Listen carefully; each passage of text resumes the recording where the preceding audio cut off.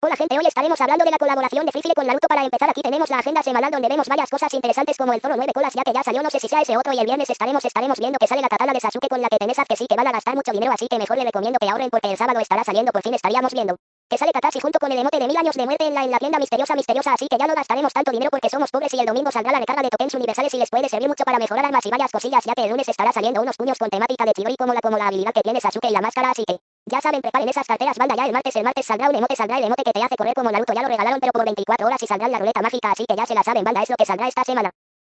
Aunque se rumorea de un segundo capítulo, banda, de un capítulo que traerá skins mejores como las que están viendo en pantalla, no lo sé, banda, puede que sí o puede que no, bueno, banda, sin nada más que decir los dejo con este perdida que me aventé en lobo solitario.